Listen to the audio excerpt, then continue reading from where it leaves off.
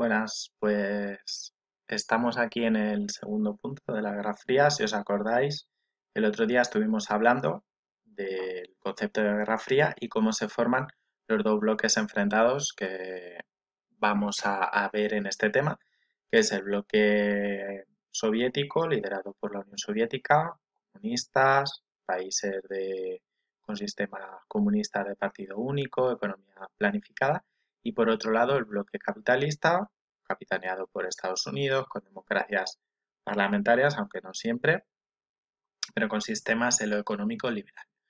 Hoy vamos a hablar del segundo punto del tema, que se titula La máxima tensión, 1948-1953. Vamos a ver ese primer foco de tensión, esos primeros problemas que se dan justo al terminar la Segunda Guerra Mundial, con ese esquema que vimos el otro día de han vencido al nazismo, eran aliados circunstanciales Estados Unidos y la Unión Soviética, pero cuando terminan se dan cuenta, y bueno, es algo obvio, que eran dos enemigos naturales por sus diferentes sistemas políticos. En la imagen vemos, lo que vamos a comentar después, el sistema que Estados Unidos monta de aeroplanos para conectar el Berlín Occidental con el resto de la República Federal Alemana. Entonces, pasamos al siguiente punto, que es la división económica de Europa. Entonces, vamos a tener, como vimos en el mapa anterior, una división de Europa. Por un lado tenemos el bloque occidental, vamos a ver el mapa otra vez, tenemos el bloque occidental, capitalista, aliado de Estados Unidos, la mayoría de democracias, aunque bueno, tenemos ahí Portugal y España, y por otro lado, pasando esa línea roja que tenemos ahí, que señalamos ahora con el cursor, el telón de acero del que hablaba Churchill, tenemos la Europa comunista. ¿Qué va a suceder en la Europa occidental? Que se va a aprobar el Plan Marshall, 13.000 millones de dólares para los países europeos. ¿Qué quería Estados Unidos? Mejorar el nivel de vida de los países europeos y así mantener una demanda europea para evitar una crisis en la industria americana. Es decir, ellos producían eh, bienes industriales y necesitaban a alguien que se los comprase. Si no, iban a almacenar stock y podía suceder otra crisis como 1929.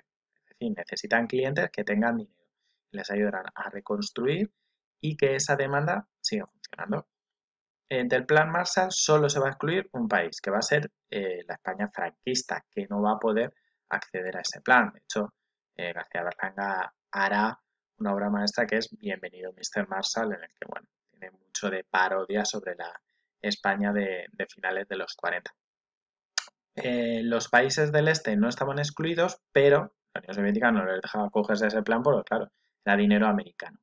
Y Stalin va a lanzar su propio plan, que es el Comecon en 1949. Lo que va a ser es un consejo, como tenéis ahí, un órgano que va a coordinar las ayudas de la URSS, que también va a dar dinero, no tan alegremente como Estados Unidos, a los países de la órbita soviética igual, para reconstruirse y también para comprar productos a los rusos.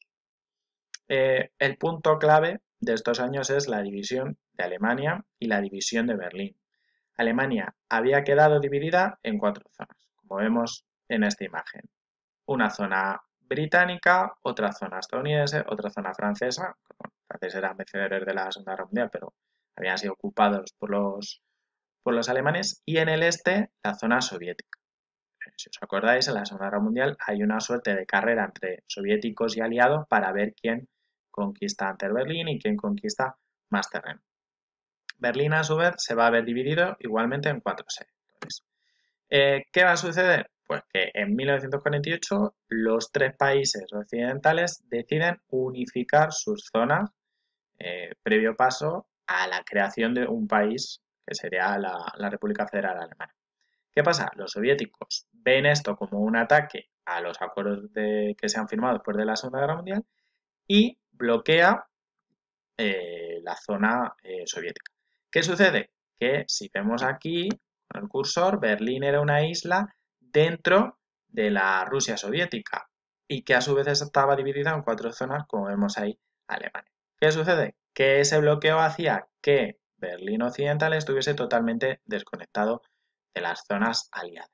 ¿Qué van a hacer los americanos? Crean un puente aéreo, hemos visto esa imagen del avión sobrevolando el Berlín Occidental para abastecer Berlín Oeste. Esto va a durar hasta marzo de 1949, cuando los soviéticos ven que no tiene sentido mantener el bloqueo porque Estados Unidos estaba demostrando su músculo militar, su músculo político con ese puente aéreo, y además Berlín Occidental se estaba convirtiendo en la mejor propaganda posible para Occidente, que decía, fijaos, tenemos aquí cercado una parte de la ciudad y Estados Unidos es capaz de mantener los suministros.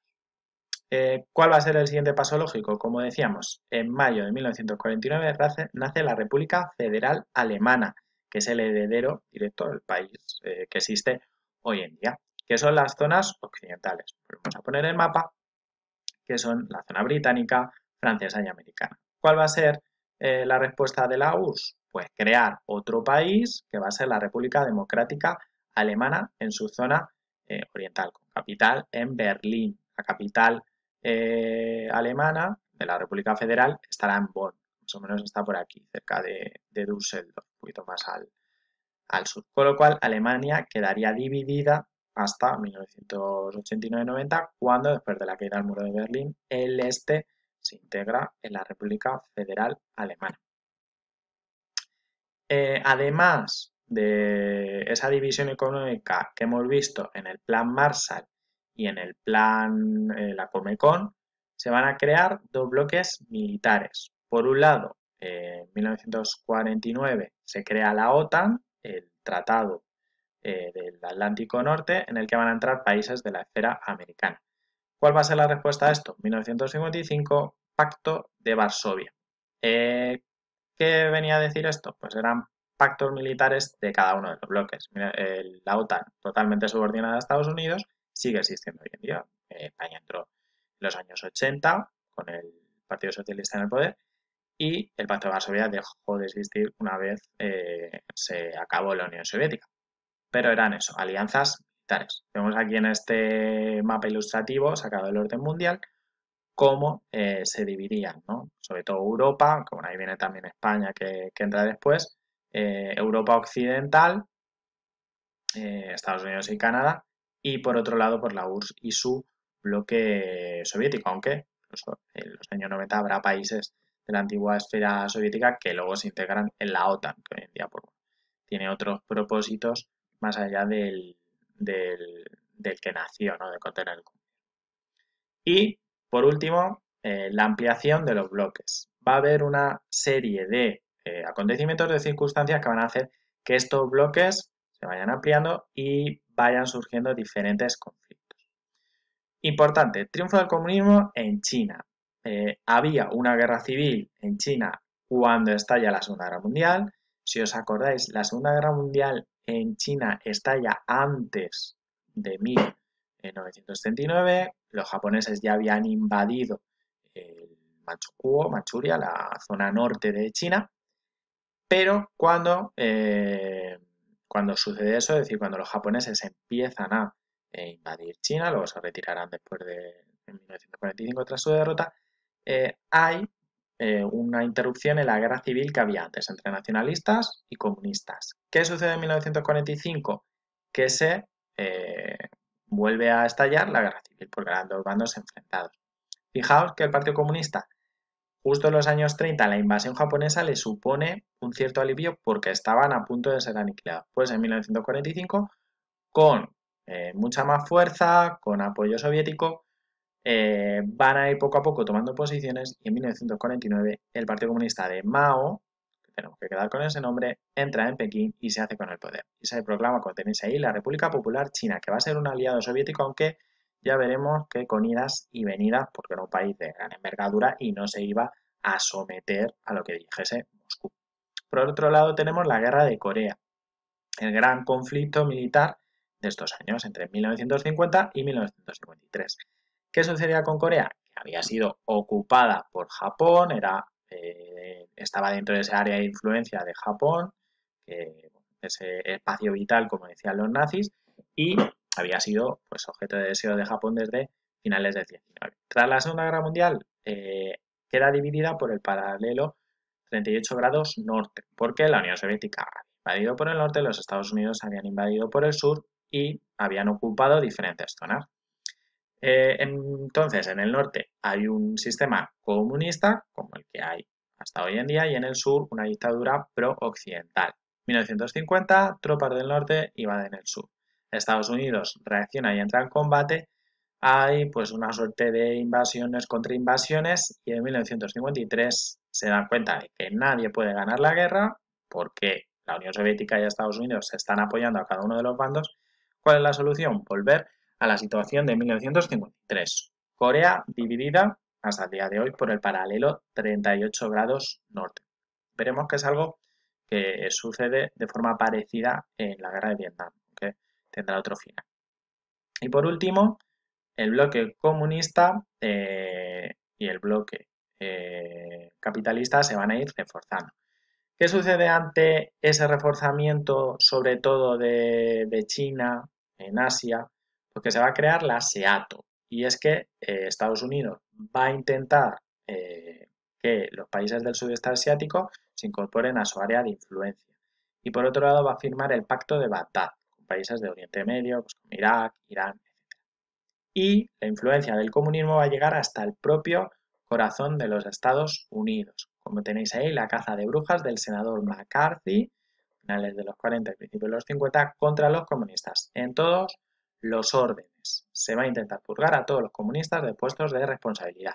Fijaos hasta dónde llega la cosa, que incluso se purga en el mundo del cine.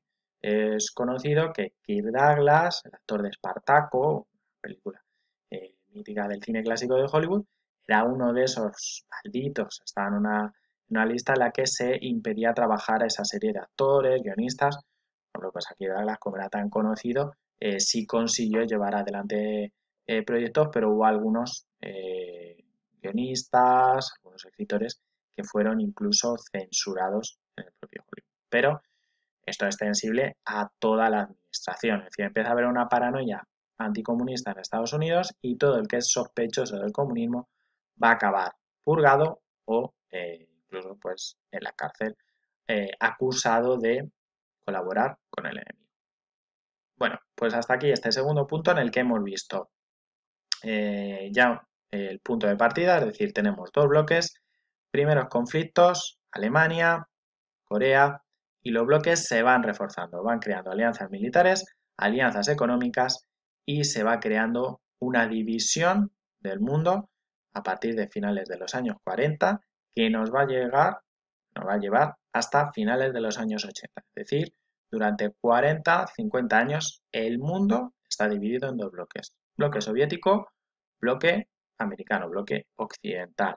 Hoy no suena raro porque vivimos en un mundo con una gran potencia como es Estados Unidos, que China amenaza por detrás, pero eso es lo que tenemos a lo largo de estas décadas. Lo que nos tenemos que quedar es que, aunque luego perderá el bloque soviético, digamos entre comillas, esos dos bloques son en estos momentos prácticamente igual de fuertes. Hay igualdad de fuerzas entre ambos y los dos lo que buscan es ampliar sus influencias. En el próximo vídeo veremos los diferentes conflictos que va a haber en los años 50, 60, 70. Entraremos en conflictos muy conocidos, como por ejemplo la guerra de Vietnam. En el próximo vídeo lo vemos. Hasta luego.